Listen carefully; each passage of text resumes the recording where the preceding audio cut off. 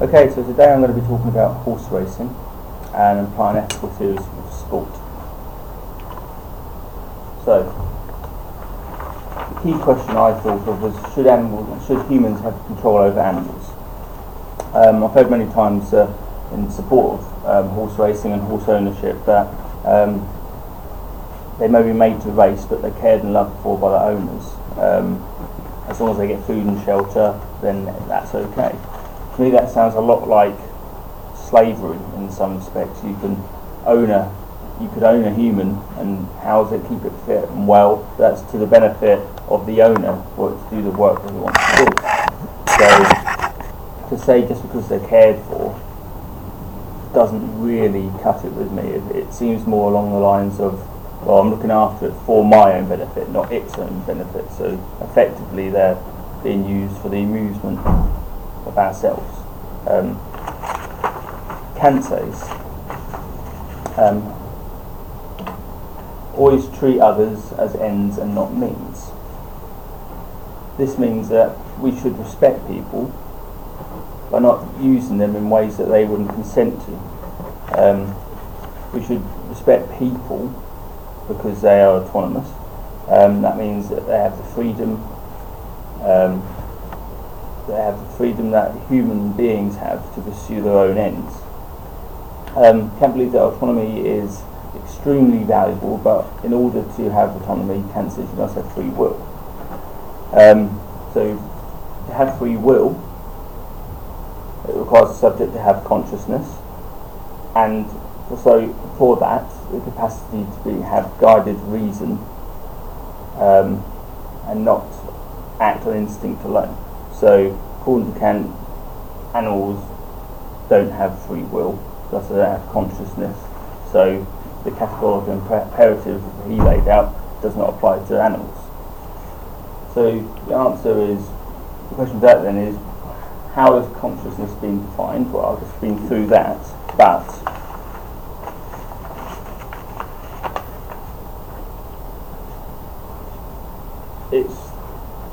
Descartes talks about how you perceive consciousness, so it's about understanding your own spontaneity. So you can do something and be conscious of it. You can see the ball and be conscious that you're seeing the ball. So the ability to interpret and follow rules as well is another thing. So to create rules and follow them. Something that maybe animals aren't seen to do, and people perceive them as acting only on instinct. That's because we don't understand language. However, when we think of humans as the only ones that can be morally wronged, we see the difference between beings that can recognise moral wrongs and the beings that can suffer moral wrongs are not the same. So we've created moral systems that we can be wronged by. And then we're then offsetting our moral wrongs onto an animal, which might have its own set of right and wrong. So we're trying to humanise our ideas onto animals. We create moral views, but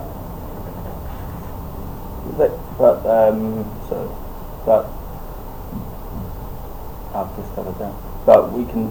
But they can still suffer irrespective of if it's moral or not. So really the question of free will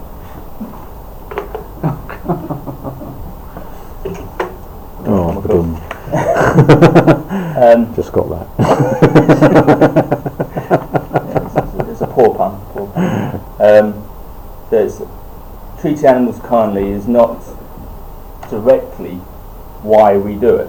According to Kant, he says that we treat animals kindly because it reflects bad upon us if we don't. That again seems very selfish to me. It seems to be centred around how we feel, not the animal. Irrespective of how we feel, the animal still has feelings of sorts. Whether or not it understands morality or anything like that, difficult. It doesn't really matter. So we must, so as I explained, Kant says that we must treat him because it reflects bad upon us. We do not have a moral duty to the horse in horse racing whatsoever, but we have a moral duty to humanity to treat him well. I don't think that really cuts. It seems to me that that's an easy way out. It's we'll treat him well, but we'll only do that because that benefits us. If a horse breaks a leg, for instance, in a horse race, or or as a working animal or whatever, you look at pets as well. If it's going to be not cost effective to treat them at the vets, there's an option to put them down. In horse racing in particular, it's always known to have been common to just shoot the animal rather than repair it. I think that the owner has some sort of level of responsibility to look after the animal if it's been hurt of any sort.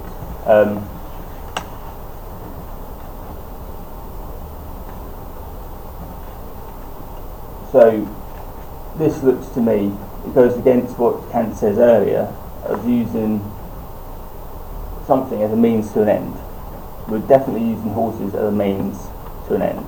It's designed to entertain, originally designed to entertain the very wealthy, and now it's become an organisation which can entertain every level of society, and people want to emulate what the very rich used to do, go to the horse racing, watch it, enjoy the sports to make themselves feel good, without any idea of care for the animal itself, and if so, it so happens to break its leg, then put it out of misery and get another one. And that term itself, putting it out of misery, is a strange way to look at it, because it wouldn't be a misery if you cared for it and put it off to the little broken leg horse farm afterwards, like the dogs go when they die. Goes to live on a farm.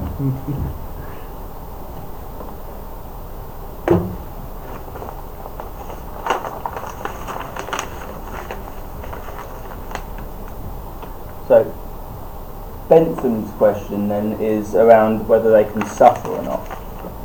More recently, Peter Singer suggests a similar idea, that there is no moral way to exclude the moral considerations of non-humans who can suffer.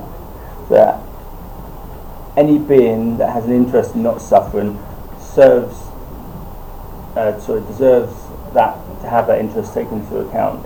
If it doesn't want to suffer, that's something any living organism or animal has an interest in not feeling pain or being scared, then it's not really about whether it's conscious and can understand complex moral codes and speak and communicate. The key point is whether the animal can suffer or not, and if it can feel pain, as it's supposed they cannot have free will, then isn't it our duty to ensure that the animal is not simply being used as a means? We give it autonomy in the sense that we make sure that things aren't done to it that we wouldn't want. Which brings me on to whether we have a duty of care or equals respect for life. If we are to use horses in sport, then it is our duty to make sure that they are not used as a means to an unsightly end, but to be treated with respect for the sake of caring for life. If a horse is injured, the measurement should be centred around the happiness of the horse's existence and limit the horse's suffering, rather than shooting it, because the economic outlay would be too high. As the owner has a root cause of the injury, he now has a duty of care for the horse and welfare afterwards, and so does humanity. It shouldn't be brushed aside just because we consider something that can't follow our moral codes and understand complex structures that humans create, we shouldn't then discard it like an object.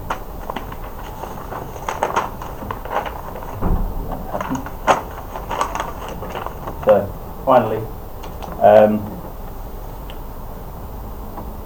that kind of all leads me to how Aristotle described virtue. That informs us that to be virtuous is something only measurable by the actions that are inspired by not the consequences of the outcome, but the degree of fairness. When it comes to animals, it is important that they perhaps are not conscious, so like a child or a disabled person, they don't understand because we understand, we are responsible. Consciousness is important to us. Consciousness is important to us because we act in relation to it as virtuously as possible. Cancers, it benefits us, but also it benefits the animal in that just because it is not perceived, it still feels. So that's what I've got with that. So it's quite of a grey area really when it comes to sport, because we're not directly causing them physical harm, but it's more related to the potentials of harm, and if they can get hurt, and how they feel, and their freedom and autonomy. So it's there is an argument that because it draws on a horse's natural tendency to run and jump, it's not as ethically unacceptable as some sport where you would be forcing an animal to go against their more natural inclinations. I can't think of one offhand. I'm sure there must be examples of dogs in circuses doing tricks or something rather than sport, perhaps, but to go with the animal's nature rather than against the animal's nature. Are you against things like the use of the riding crop in racing?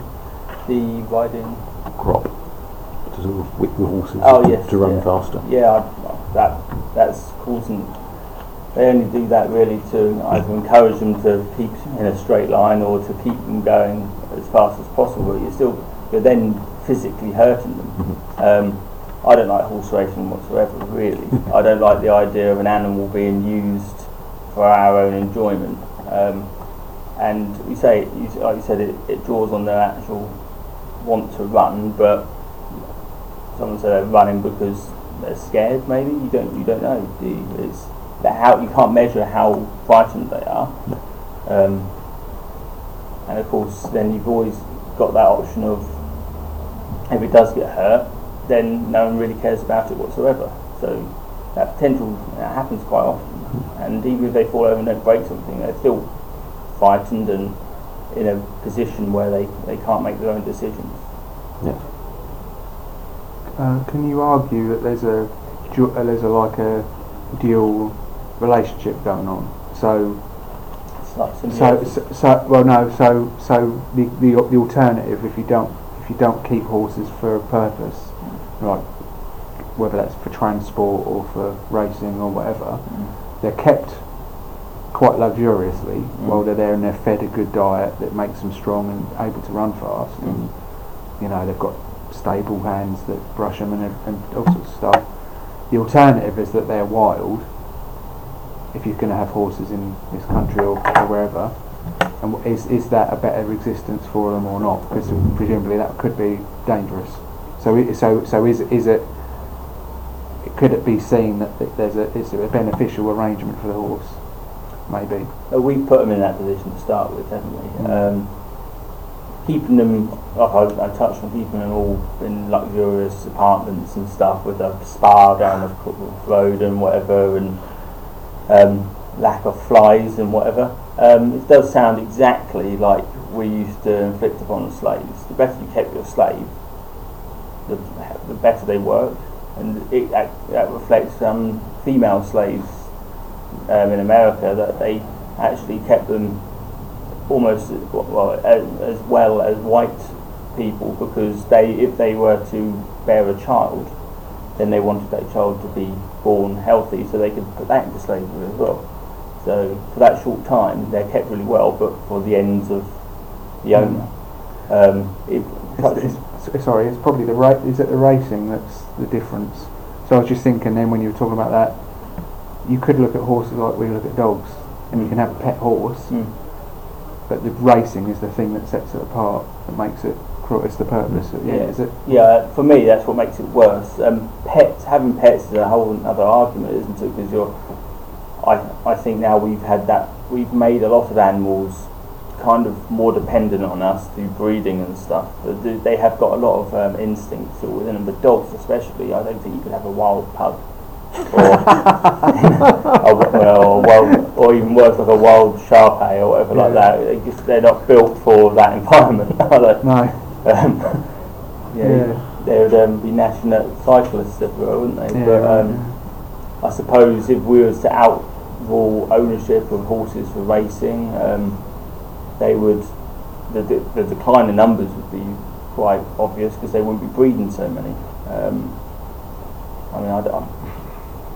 I'm not stating stuff off the top of my head now. A lot of horses seem to derive from the Middle East, and they're Arabian horses and stuff were kind of bred into horse racing because they are very fast animals. We had a lot of bigger work horses. If you've ever seen a Shire horse, they look completely different.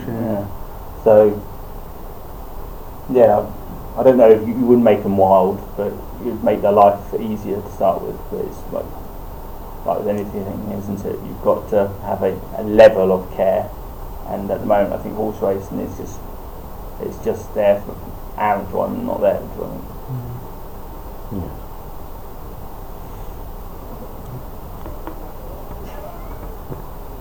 Okay, thank you.